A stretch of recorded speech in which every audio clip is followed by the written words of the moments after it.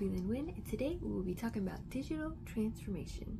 We will talk about what it is, why it's so important, what are impediments of getting there, and how do we get there.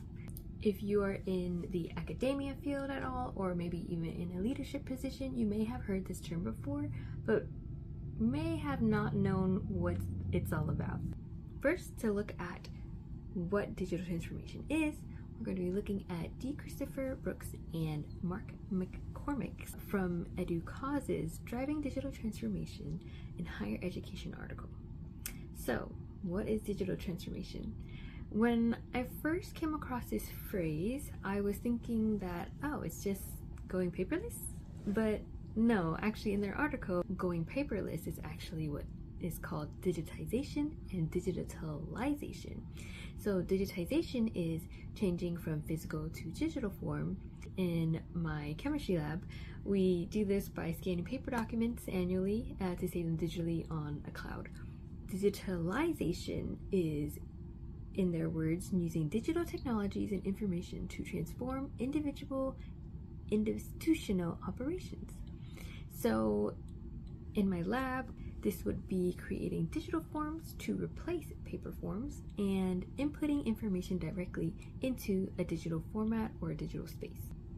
How they define digital transformation, however, is more of a big picture view of tech in a workplace. Their definition reads, a series of deep and coordinated culture, workforce, and technology shifts that enable new educational and operational models and transform an institution's operations, strategic direction, and value propositions. So why is it important? It drives forward thinkers into advancing the organization, into investing in future technologies that help drive and bring the organization's missions, visions, and goals into the more modern world. So what does this mean? I take it to mean as digital transformation being the process of adapting to a new technological space and implementing these processes into the organization with the goal of increasing the organization's values and efficiency through innovative technology. So the process itself is a shift in mindset, and the mindset is to have more of a pro-tech culture and workforce. So is my chemistry lab up to speed with this digital transformation space? Unfortunately not. As of now, my workplace is currently at the digitization and digitalization stage. We are in this awkward limbo where we are transitioning into this space because we are still scanning paper documents for record keeping purposes, and we are starting to slowly integrate digital versions of paper documents and forms that we have into our everyday practice. But we actually aren't alone in this. According to Brooks and McCormick, the majority of the 181 participants who the survey was given to and who responded back said that they are too in the same stage. So what is impeding our process into being fully digitally transformed? Well, like the survey participants, it would be a lot of the culture change and the cost that would be holding us back. There are many people in my workplace, at least, that have not grown up with technology and have a slightly higher learning curve than others when implementing new tech into the workspace, especially since their experience is more of being able to do their work without needing this technology to have it completed, and the shift toward using the tech into that space kind of disrupts their normal workflow. Another reason is the cost. So the cost of the change is a big factor. I think probably the bigger factor in this scenario, because we have other supplies and things that are needed to function as a properly and fully operational lab, and these supplies actually take priority over trying to substitute how it's been done with paper for years. So we've just discussed the 3 stages that make up getting into being digitally transformed, but how can we get there fully, and what do we need in order to sustain being digitally transformed? If we look at EduCause's 10 key roles played by tech leaders in higher education, it will give us a little bit framework of what we would need in the tech leader space in order to get the ball rolling.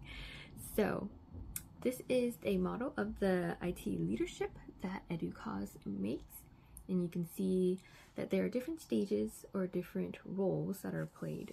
In the inner circle, in the most center core of the circle, is actually the strategist. The strategist is the big brains of the operations. They set the long-term goals for tech use in the space and align those goals with the organization's priorities. They have to effectively navigate any changes that come their way and make sure that the tech supports the overall mission and objective of the organization. Outside of the core is the inner ring, and there are 3 roles in the inner ring. The first one we'll talk about is the trusted advisor, and this person would have to build trust through transparency, integrity, and consistent support, and they have to be seen as a reliable source of guidance and problem solving. Next role is the visionary. They would have to look at what would be needed in the future, keep up to date with new tech, leads the organization towards more innovative solutions, and are proactive in planning. Last role from the inner ring is going to be the relationship builder. These are the handshakers, the front facers of the organization. They have to foster strong partnerships and promote collaboration and shared goals.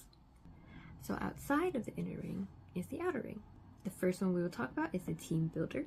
They are there to create and sustain high-performing teams and encourage collaboration, share responsibilities, and positive work environment. Next up is the ambassador. They represent the organization. They promote tech capabilities, values, and achievements to the public. Next role is the coach. They develop and mentor staff, foster professional growth, and build a skilled and adaptable workforce. The next role is the change drivers. They lead and manage transitions and ensure smooth adaptation and minimize disruptions. We have the promoter and persuader, who advocate for tech use, investments, policies, and initiatives, and they also influence decision makers and stakeholders to support the changes in tech. And lastly, we have the master communicator. They are tasked with translating complex technical ideas into clear understandings for a diverse array of people. They are there to ensure that there's alignment across all the persons in the organization. So, does my lab have these key players in our organization? Unfortunately, not necessarily. We do have some folks with slightly similar hats, but their main roles and functions are not dedicated to being or transforming our space into being digitally transformed. But what are your thoughts?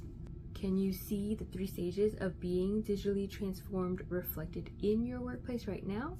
Maybe you're even a key player or one of the roles.